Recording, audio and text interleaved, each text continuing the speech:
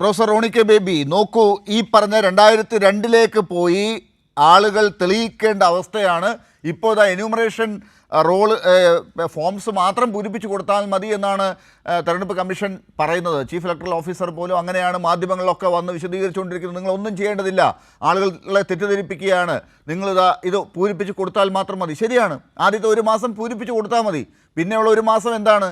ഇതൊക്കെ പരിശോധിച്ച് പരാതികൾ ഉണ്ടെങ്കിൽ പരാതികൾ എവിടെയൊക്കെ ആരൊക്കെയാണ് ഉന്നയിക്കുക എന്നുള്ളത് നമുക്കറിയാമല്ലോ. ഇതിനകത്ത് അങ്ങനെ വരുന്ന പരാതികൾക്ക് മേൽ തർക്കങ്ങൾ, അത് കോടതി കയറാം, ചിലപ്പോൾ അതിനപ്പുറത്തേക്കൊക്കെ പോകാം. അതിന് ശേഷമാണ് ഈ കരട് വോട്ടർ പട്ടികയുടെ തീരുമാനമൊക്കെ ഉണ്ടാകുന്നത്. അവസാന പട്ടിക ഫെബ്രുവരി മാസത്തിൽ പുറത്തിറക്കാനുള്ള പരിപാടിയുമാണ്. ഇതൊക്കെ ഈ ഭാഗത്ത് നടക്കുമ്പോഴാണ് ഒരാശങ്കയ്ക്കും വകയില്ല. നിങ്ങൾ വേണമെങ്കിൽ കോടതിയിലേക്ക് പൊക്കോളൂ, രാഹുൽ ഗാന്ധി എന്തിനാണ് ഇങ്ങനെ പറയുന്നത് എന്നൊക്കെ ചോദിക്കുന്നത്.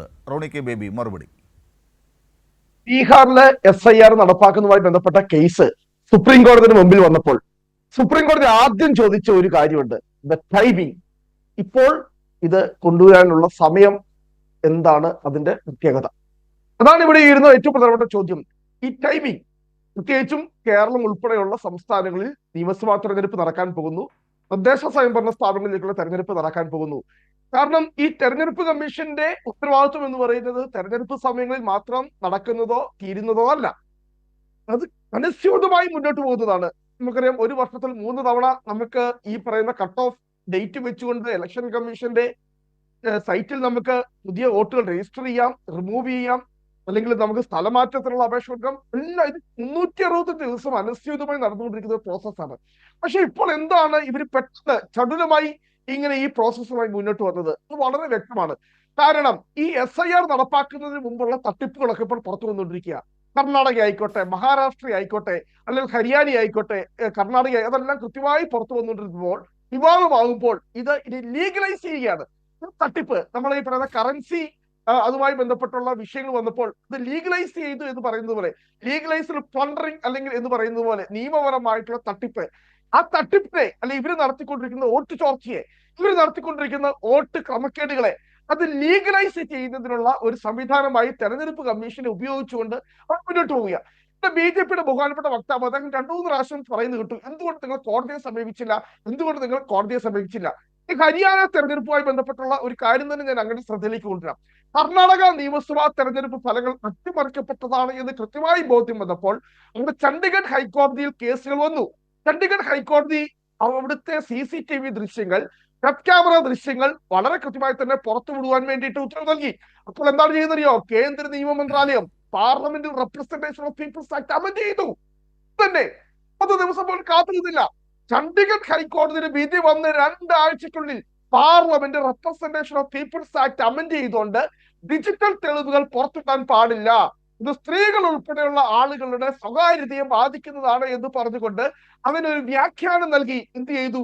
ആ തെളിവുകൾ പുറത്തുവിടാതെ അവിടെ മൂടി വെക്കപ്പെട്ടു. അപ്പോൾ വളരെ വ്യക്തം ഇവിടെ ഈ പറയുന്ന, അത് കർണാടക ആയിക്കോട്ടെ, ഇപ്പോൾ കർണാടകയുടെ കാര്യം 14 തവണയാണ് കർണാടകയിൽ അവർ കേസ് രജിസ്റ്റർ ചെയ്തിരിക്കുകയാണ്.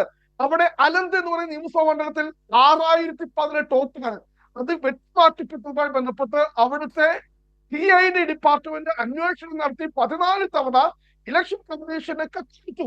ഏത് IP അഡ്രസ്സിൽ നിന്നുമാണ്, കമ്പ്യൂട്ടറിലെ ഏത് IP അഡ്രസ്സിൽ നിന്നുമാണ്, ഏത് മൊബൈൽ ഫോൺ നമ്പറിൽ നിന്നുമാണ് 6018 അപേക്ഷകൾ ബൾക്കായി രാവിലെ വെളുപ്പിന് 3 മണിക്കും 3:15 ഇടയ്ക്ക് 40 സെക്കൻഡുകളുടെ വ്യത്യാസത്തിൽ 6018 അപേക്ഷകൾ ബൾക്കായിട്ട് എവിടെ നിന്നുമാണ് ഇത് അപ്ലോഡ് ചെയ്തത് എന്ന് 14 തവണ ഇലക്ഷൻ കമ്മീഷനോട് കത്ത് കൊടുത്തിട്ടും ഇന്ന് വരെ പ്രതികരിക്കാൻ വേണ്ടി ഇലക്ഷൻ കമ്മീഷൻ തയ്യാറായിട്ടില്ല. പിന്നെ നിങ്ങൾ പറയുന്നോർത്ത് നിങ്ങൾ പരാതി കൊടുത്തില്ല, കോടതിയിൽ പോയില്ല, അന്വേഷണം നടത്തുന്നില്ല എന്ന് പറയുന്നത് എന്ത് പിന്നെ വ്യാഖ്യാനമാണുള്ളത്?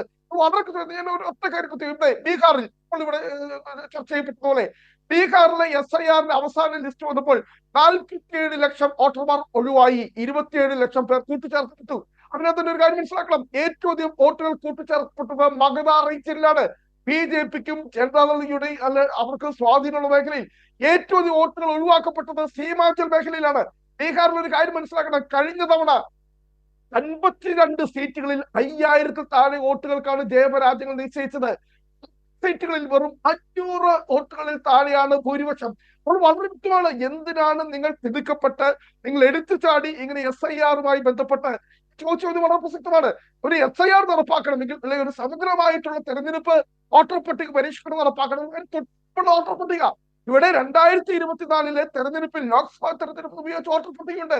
അപ്പോൾ നിങ്ങൾ 2002 വോട്ടർ പട്ടികയെ ആധാരമാക്കുമ്പോൾ നിങ്ങൾ തന്നെ സമ്മതിക്കുകയാണ് 2024 നിങ്ങൾ അധികാരത്തിൽ വന്നത് ഇങ്ങനത്തെയുള്ള തട്ടിപ്പിന്റെ അടിസ്ഥാനത്തിൽ വോട്ടർ പട്ടികയുടെ അടിസ്ഥാനത്തിലാണ് നിങ്ങൾ അധികാരത്തിൽ വന്നത് നിങ്ങൾ തന്നെ സൂക്ഷിക്കുകയാണ്.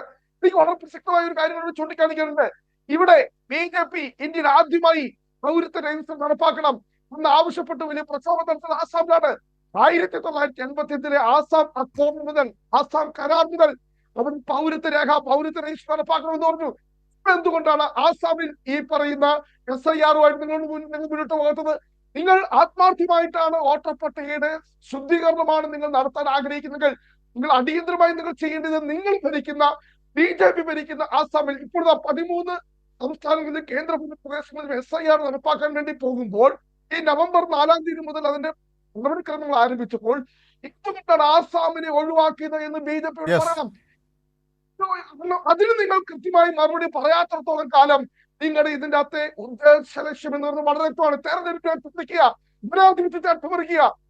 ഏതാനും മാസങ്ങളായി ഹരിയാനയിലും മഹാരാഷ്ട്രയിലും ഒക്കെ നിങ്ങൾ ചെയ്ത ഇതേ തട്ടിപ്പ് ലീഗലൈസ് ചെയ്യുന്നതിന് വേണ്ടിയിട്ടുള്ള ഇതിനെ മതേതര കേരളം ചേർത്ത് തോൽപ്പിക്കും.